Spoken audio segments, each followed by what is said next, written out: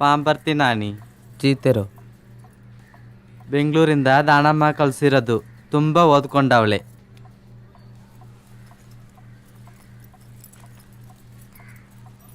ಪಾಂಪಡ್ತಿ ನಾನಿ. ಚೀತೆರು.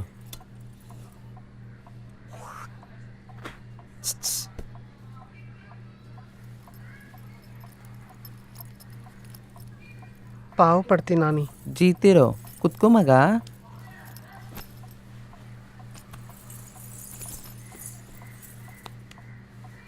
ಇಲ್ಲಿ ನೀನು ಹೇಗೆ ಬೇಕಾದ್ರೂ ಇರ್ಬೋದು. ಆಡ್ಬೋದು, ನಲಿಬೋದು, ಜಾಲಿಯಾಗಿರ್ಬೋದು. ದೊಡ್ಡವ್ರಿಗೆಲ್ಲ ಮರ್ಯಾದೆ ಕೊಡಬೇಕು. ಚಿನ್ನು.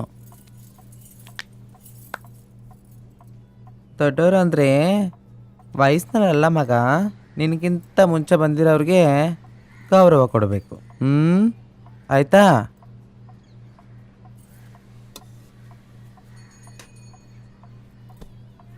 ಸೆಲ್ವಿ, ಟೀ ತೊಗೊಂಬಂದು ಕೊಡೆ.